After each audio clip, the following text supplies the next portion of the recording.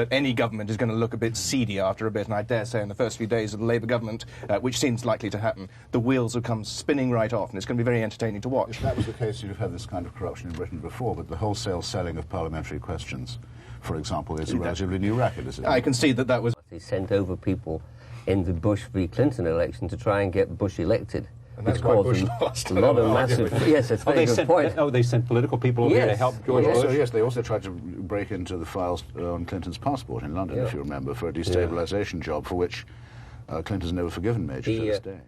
We'll be in a better position to have independence eventually, and that could be a very damaging business altogether. Only if the European context holds. I mean, actually, I agree with both, funnily enough, with both Harry and Joe. I mean, it has been a vacuous campaign, and he, in many ways, is a vacuous politician, but there is a posthumous victory for the left here. In the last Labour government, people like Tony Benn used to say, OK, if you're not going to tax anymore, you're not going to spend anymore, do some things that don't cost any money.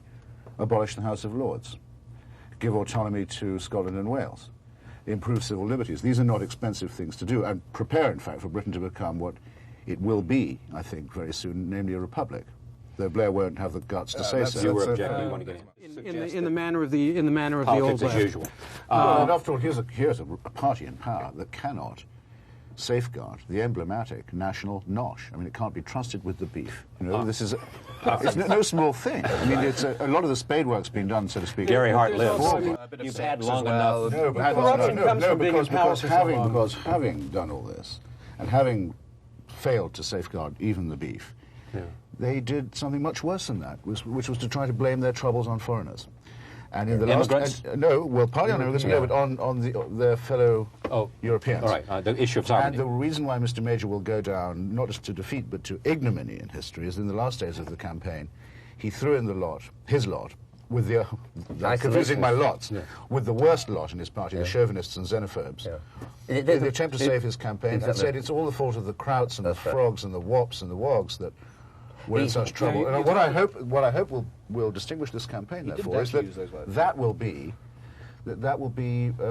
discredited as a tactic from now on. It will do for Europhobia what Enoch Powell did for anti-immigrant feeling. It'll mean no one of any principle ever tries it again, and that would be an achievement. He will taint it with what? He will taint it with failure and diminishing returns and opportunism. I mean, you talk about pretty serious doubts throughout Britain, not just in Conservative circles, but in the Labour Party as well. A lot of those people you're talking about, a lot of those Euro-sceptics, as we call them, the people who don't like Europe, a lot of them are socialists as well. So I don't think it's quite as simple as Christopher makes out. The big European the way that Major capitulated to it, there was the basest kind of opportunism. Everybody knows that until 3 weeks ago he didn't think that.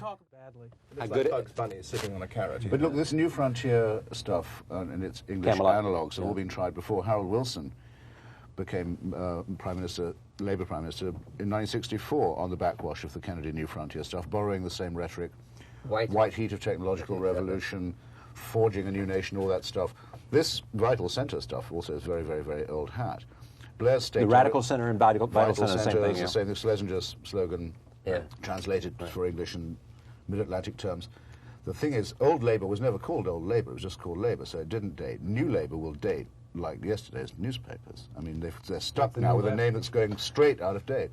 And I agree with whoever it was of us, this great panel, that said that it'll be very hard to think of what the encore will be. Your affection for Blair is only overcome by, I mean, is only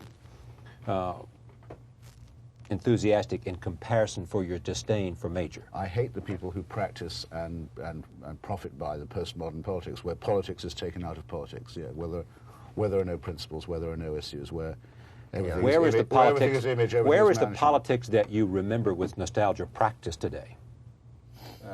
That's a very good point. China, not Vietnam. China. I mean, they don't have China. The last Albanian elections were pretty punchy, I must say. Let me talk about the alignment. Rupert Murdoch. Actually, in Italy, Italian elections, including the ones this week, are still conducted very much on the basis of participation, argument, large turnout, ideological disagreement, and so on. Yes, and the Berlusconi moment, where everything suddenly seemed to be all TV and decaf, was a very brief one and went pop, as the Blair one will. As the Blair one will? Will, of course, yeah. Let me just hear out you. There's a famous fruit called the medlar that is useless because it goes rotten before it gets ripe.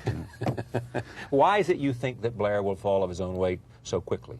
I don't think he will fall of his own weight. I think that his message is already stale.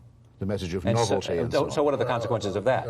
I think, Well, hear him out. Hear him out. What are the consequences of that? More of the same, more of what we don't like, more decaf politics. So 6 months from there, there's no difference? No, not really. Well, no. The crucial thing is, will he have the nerve to do the constitutional reform question? Which, as I've said to him in arguments, I said, look, if you say you'll abolish the hereditary principle in the House of Lords, if you say you'll devolve the United Kingdom, you're faced inevitably with the question: are we going to be a republic or a monarchy? Well, that's are we going to be a European republic? Or he's terrified of the implications of his own politics, but he can't back off from them either. I know, but I think that you're making this discussion sexy. Who is? He is. You know, he's trying to bring the royal family, Lady Di, into it. He's a real populist, is Christopher. Let's get back to this. The point is that if he does, which I expect he will do, carry out... Blair flew all the way to Australia to meet with Murdoch and, as it were, wait upon him at his court.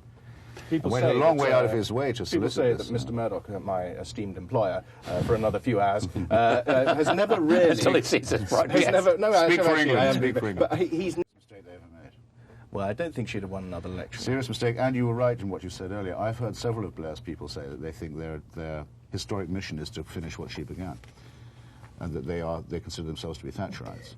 It's the only way of being revolutionary in Britain. I'm out of time. She would have had a more consistent campaign than Major had. She wouldn't have wobbled as he did. She'd have gone straight down the line, like it or lump it. Now, therefore, I think she'd have been more effective. She isn't a creep. One last quick question, because we're out of time.